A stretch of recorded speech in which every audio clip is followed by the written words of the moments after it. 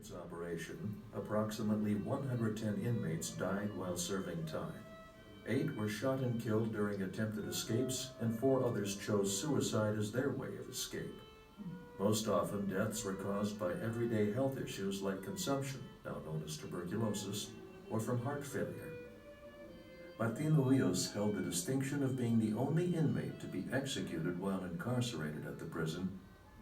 Ujos was hanged by Yuma County for the murder of a fellow inmate.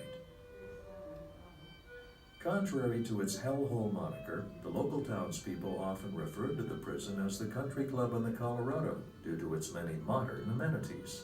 In general, the Yuma Territorial Prison was considered a very humane place for its day. The prison had a library, the largest in the territory at the time, and prisoners were taught to read and write, speak Spanish and German, and learn arithmetic. The prison had a hospital, somewhat advanced for its time. By 1885, it had electricity and fans which circulated air in the cell block, along with an early telephone. They even had a prison band. Clearly, the prison had a high-minded vision for its day, best described by Superintendent Thomas Gates. It is, and has ever been, my object to elevate rather than depress the men who have been thrown under my supervision, to inspire them with renewed hope and revive the tottering principles of true manhood. To this end, I have granted every liberty consistent with good prison government. Privileges. As the Arizona Territory grew, so did its demand for more prison cells. With no room for expansion, the Yuma Territorial Prison was closed in 1909, and the prisoners were relocated to the new prison at Florence, Arizona. Yuma would repurpose the prison as a temporary high school from 1910 to 1914 until a new Yuma High School could be built. It was from that prison stay that during a high school football game, Phoenix fans began to taunt the Yuma players, calling them criminals. Yuma High School took the name as a badge of honor, and their sports teams have been called the Criminals, or Crims, ever since. The 1920s saw the decline and near ruin of the prison. The Southern Pacific Railroad, seeking a safer route over the Colorado River, built a new bridge and rail line at the granite outcroppings, destroying nearly a third of the prison facilities. Back in the Great Depression, the Yuma community saved the prison at that time. It was literally being picked apart by people trying to salvage building materials, hobos living there. It was on the verge of destruction. And the Yuma community rallied together. It was only 3,000 or 4,000 people at that time. They posted a guard. Ultimately, with New Deal funds, built the museum building and then ran the museum as a sitting museum from 1940 to 1960, well before the state park system existed. History repeated itself when, in 2010, during the Great Recession, state budget cuts threatened the closure of the Yuma Territorial Prison State Historic Park. The Yuma community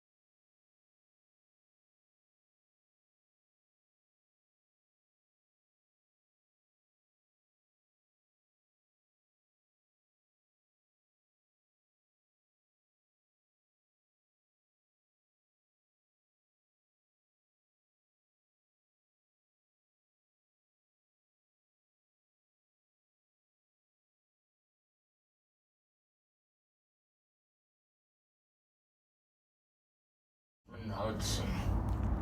At first, he denied it to my face, but then I overheard him boasting about it.